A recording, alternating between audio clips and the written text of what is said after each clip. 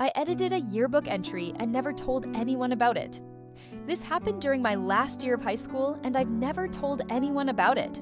I was part of the yearbook committee, and we had this tradition where seniors would write short texts about each graduating student. Most of them were sweet or funny, but I noticed one entry that really bothered me. There was this guy in our year who wasn't part of the popular crowd and had been bullied throughout high school. Yes, he was a bit weird, but he was never mean. Someone had written what looked like a nice tribute to him on the surface, but it was full of cruel undertones. They made subtle digs about his crush, mocked his outfits/style, and included other mean-spirited jokes that only made sense if you knew the context of how he'd been treated. The submission was anonymous, but I could tell from the email address it came from one kid that always tried to make jokes to be popular. It just felt so cruel to me, like a final last kick while he was down before graduation. So, I changed it. I didn't rewrite the whole thing, just edited out the mean parts and made it neutral and kind. I was careful not to make it overly glowing, since that would have seemed suspicious, but I made sure there was nothing hurtful hidden in there. When the yearbooks came out, no one questioned the text, and as far as I know, the guy never knew how close he came to being publicly humiliated one last time.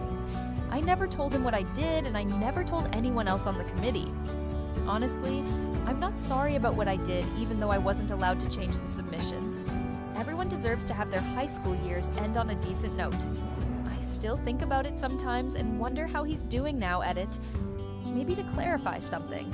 I know this is not a horrible confession, but I felt the need to share it with someone. I know I officially did something against the school rules, which was not legally right, but like I said, I don't feel bad about that. I wanted to share this here because honestly, it's easier to tell strangers on the internet than people I actually know.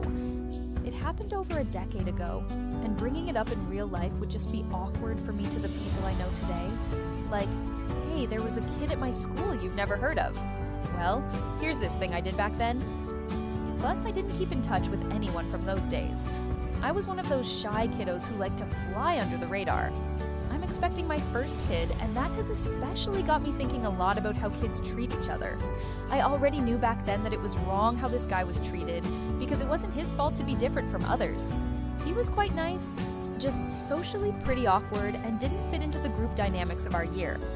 I'm not proud of never saying something in person and only having the guts to do something when I could hide myself in a group and then escape to college edit too.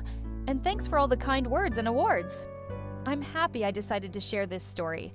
The comments have been interesting to read.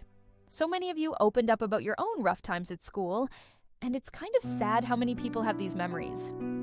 This reflects moral courage expressed in a low-risk way. The person didn't confront the bully directly, but still acted to protect someone vulnerable, what psychologists call quiet prosocial behavior. It often shows up in people who are empathetic, but conflict avoidant. There's also a layer of moral disobedience, breaking a rule, editing submissions, to uphold a higher value, preventing harm. The brain resolves this easily because the action aligns with personal ethics, so there's little to no guilt, only reflection. Finally, the lingering thoughts years later connect to identity formation. Moments like this become part of how someone defines themselves. I'm someone who steps in when it matters, especially now that they're about to become a parent and are reevaluating fairness, kindness, and how people treat those who are different.